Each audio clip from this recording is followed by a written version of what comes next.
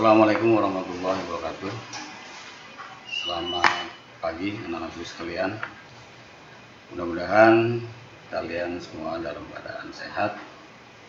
Dan pada hari ini kita akan mempelajari tentang teks laporan.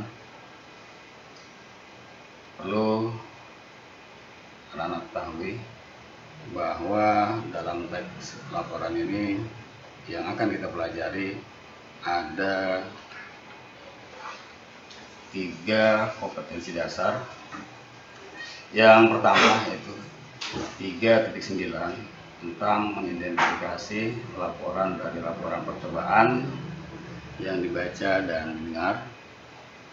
Yang berikutnya yaitu 4.9 menyimpulkan tujuan, bahan, alat, dan langkah-langkah hasil dalam laporan percobaan yang didengar atau dibaca. Dan yang 3 yaitu 3.10 memahami struktur dan kebahasaan dari teks laporan percobaan yang didengar atau dibacanya. Baik anak-anak sekalian, kita coba satu persatu ya. Kita bahas satu persatu, mulai dari pengertian, kemudian nanti struktur dan fungsi dari laporan itu sendiri. Baik, yang pertama yaitu pengertian dari teks laporan. Pengertian dari teks laporan adalah suatu bentuk hasil dari sebuah pengamatan yang dilakukan dan bertujuan untuk menginformasikan hasil yang diperoleh tersebut kepada orang lain. Jadi pengertian laporan itu hasil dari bentuk pengamatan, untuk diinformasikan kepada orang lain. Ini bentuk laporan. Sedangkan yang berikutnya yaitu yang kedua tentang ciri-ciri teks percobaan. Kalau kita lihat di sini tentang ciri-ciri teks percobaan, ada 3 ciri yang perlu kita ketahui. Yang pertama yaitu cirinya bersifat fakta. Jadi teks laporan ini yang digunakan dalam kalimat berupa kalimat-kalimat fakta atau pasti dan benar-benar terjadi di fakta. Jadi apa adanya ya yang ditulis dalam kalimat-kalimat tersebut. Yang berikutnya yaitu ciri teks laporan harus lengkap. Kenapa harus lengkap? Karena teks laporan percobaan ditulis secara lengkap dan terperinci. Karena kalau tidak lengkap, teks laporan tersebut akan meragukan, terutama pada pembaca. Jadi sekali lagi harus benar-benar terinci. Tidak boleh hal tersebut mengandung dugaan-dugaan. Jadi kalau lengkap dan terperinci, pembaca itu benar-benar mengetahui maksud dan tujuan apa yang diinginkan. Itu yang kedua. Yang berikutnya, ciri dari teks laporan itu yang terakhir yaitu harus objektif. Kenapa harus objektif? Karena laporan percobaan dilakukan, ditulis secara objektif dan kebenarannya pun dapat diuji. Jadi betul-betul ditulis apa adanya. Pembuktian itu A, harus ditulis A. Pembuktian itu B harus tulis B. Jangan pembuktian A ditulis B. Nah, ini nanti pembaca akan sulit untuk memahami laporan tersebut. Untuk mengetahui itu, ya, kita lihat nanti video yang akan ditayangkan ya setelah ini. Ya, silakan nanti videonya.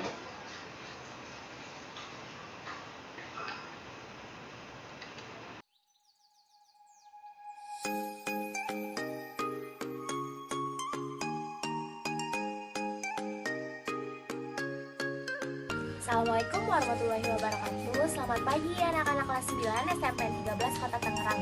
Semoga hari ini dalam keadaan sehat walafiat ya semuanya. Hari ini kita akan membahas tentang teks laporan percobaan, yaitu bahan makanan yang mengandung lemak dan tidak mengandung lemak. Anak-anakku, mari kita lanjutkan pelajaran teks percobaan makanan yang mengandung lemak dan tidak mengandung lemak. Pertama-tama kita siapkan bahan yang diperlukan. Yang pertama, kita sediakan 2 buah sampul buku.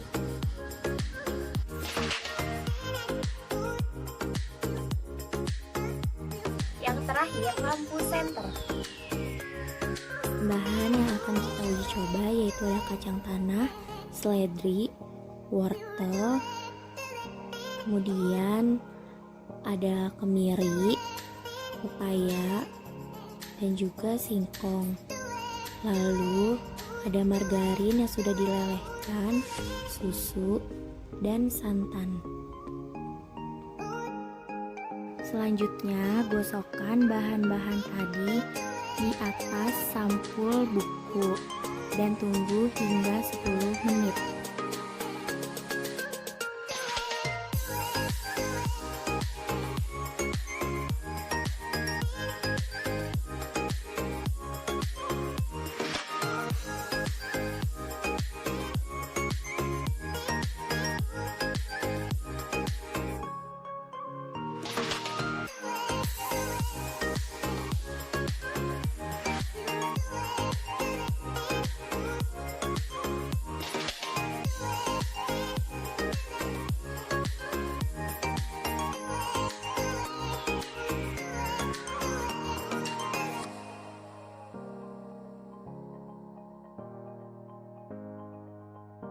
Ini adalah bahan-bahan makanan yang mengandung lemak, yaitu ada kacang tanah, lalu ada kemiri, kemudian susu, kemudian santan, dan juga minyak, lalu ada margarin. Ini bahan-bahan makanan yang tidak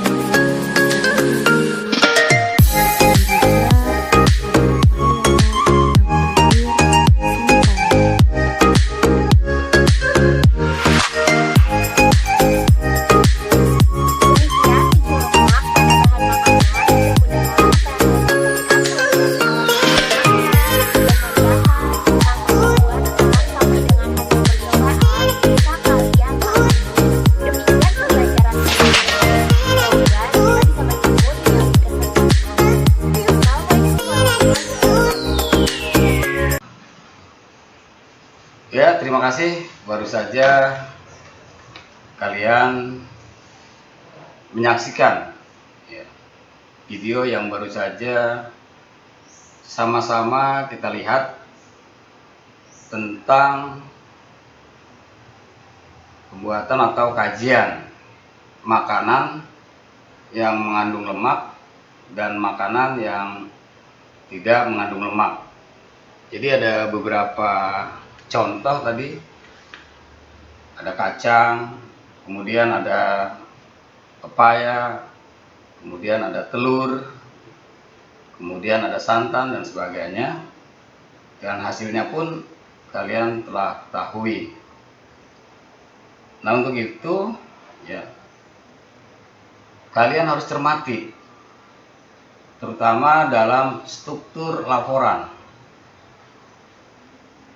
Struktur laporan itu yang pertama jelas judul, ya. Kita lihat yang pertama judul. Apa sih judul itu? Judul tentunya harus yang menarik, ya. Judul itu nama sebuah karangan yang menggambarkan isi karangan.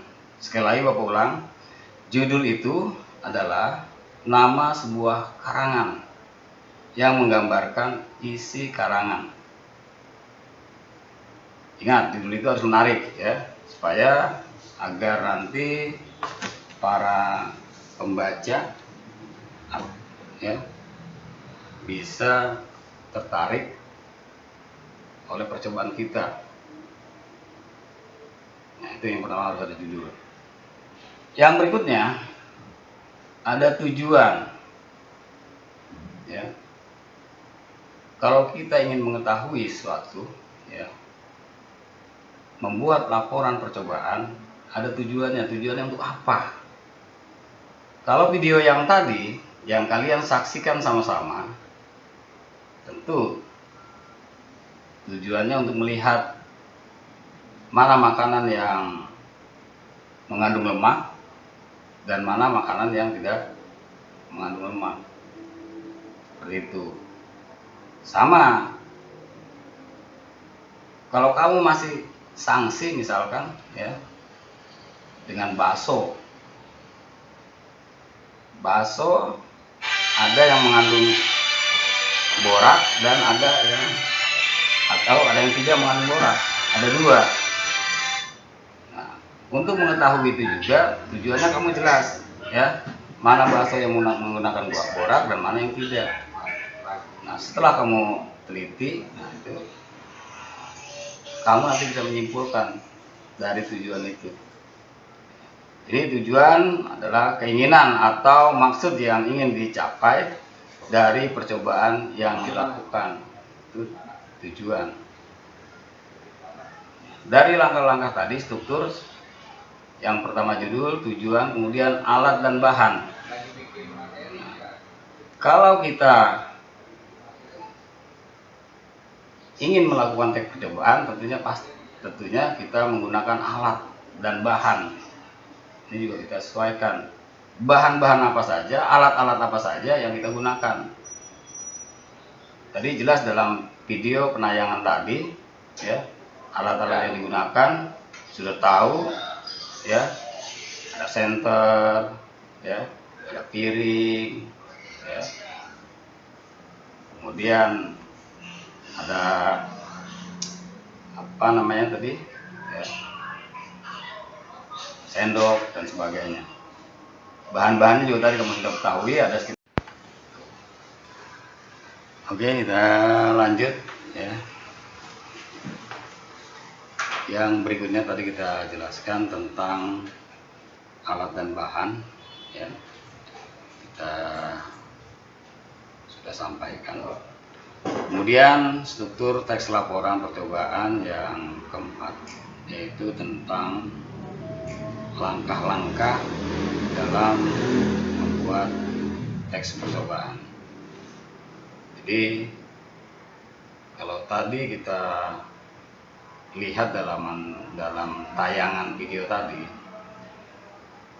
yang pertama tadi sudah kumpulkan bahan-bahan, kemudian alat-alatnya sudah ada semua, kemudian kita bekerja, ya. Langkah pertama apa yang akan kita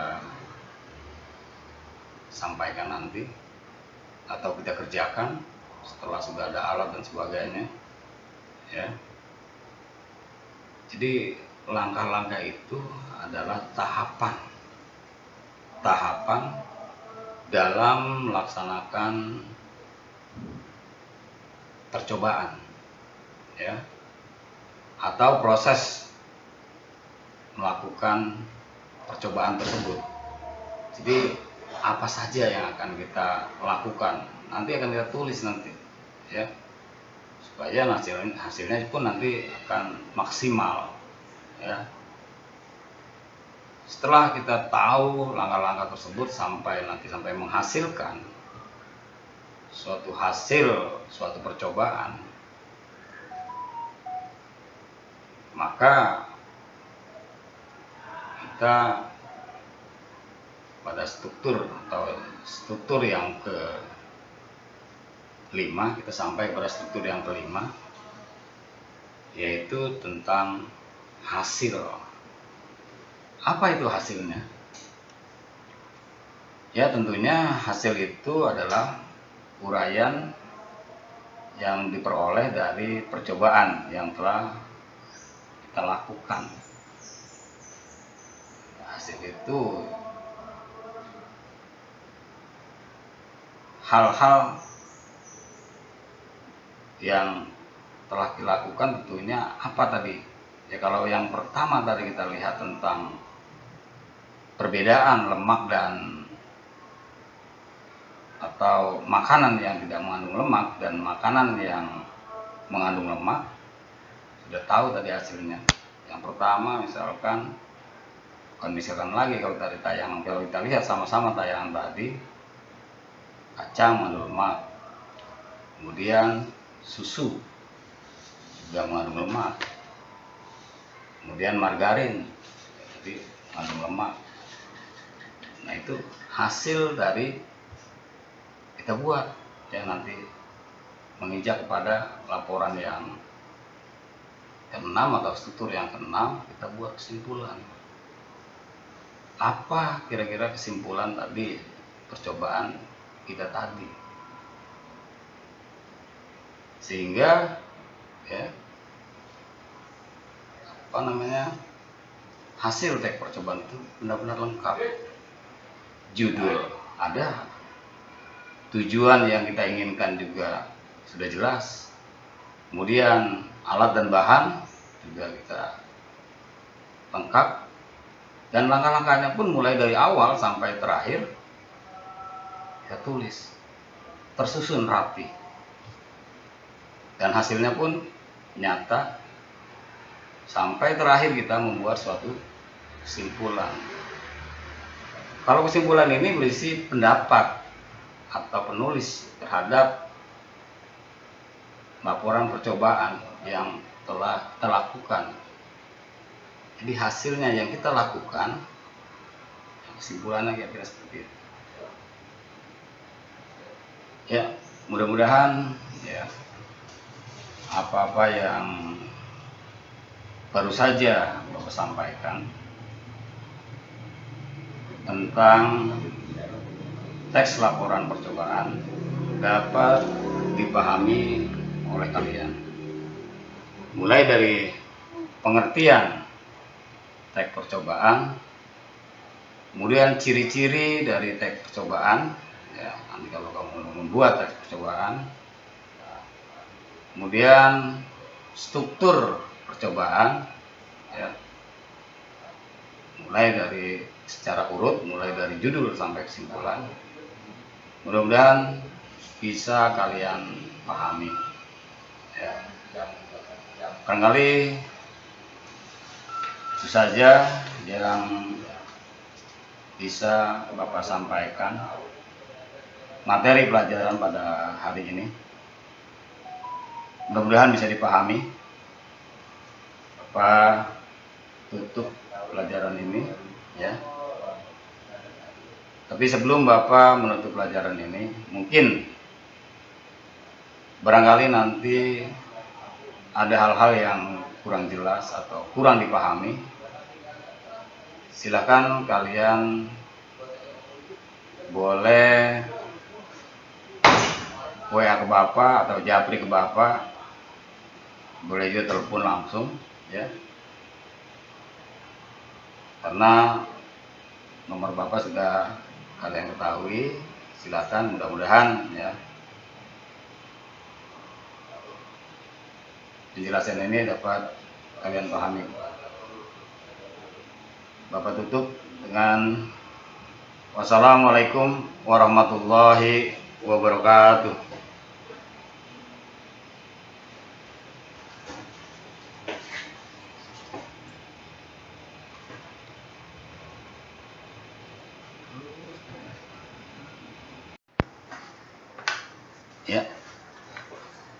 anak-anak sekalian, setelah kalian tadi mendengarkan ya, tugas kalian adalah yang pertama, susunlah sebuah teks laporan percobaan dengan melakukan langkah-langkah sebagai berikut, bersama dengan langkah-langkah yang tadi kalian tonton lewat video. Kumpulkan data berdasarkan kegiatan percobaan yang pernah kamu lakukan pada mata pelajaran IPA di kelas 8 tentang apa saja. Kemudian berdasarkan data percobaan yang telah kamu lakukan, buatlah teks laporan percobaan dengan memperhatikan struktur teks dan ciri-ciri teks laporan. Kemudian salinlah teks laporan percobaan yang telah kamu susun dengan tulisan yang rapih di atas kertas, folio bergaris. Kemudian setelah itu kamu foto, kamu kumpulkan lewat Japri, WA atau WA Bapak. Ya, ngerti ya? Jadi kira-kira tugasnya seperti itu. Silahkan ya, mau kerjakan tugas tersebut dan Bapak tunggu ya.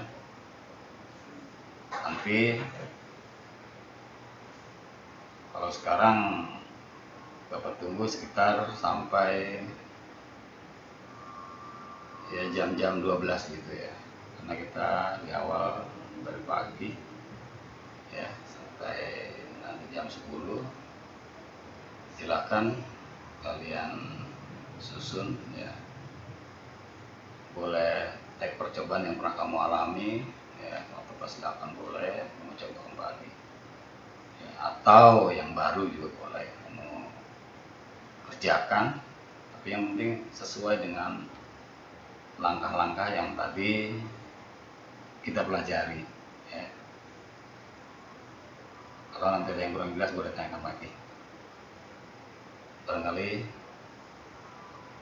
itu saja ya tugas dari Bapak. Mudah-mudahan kalian ya bisa menyelesaikan dari kelas 8A, kelas 9 maksud Bapak, kelas 9A, 9B, 9C, dan 9D. Terima kasih. Bapak rasa cukup ya untuk pelajaran Bapak.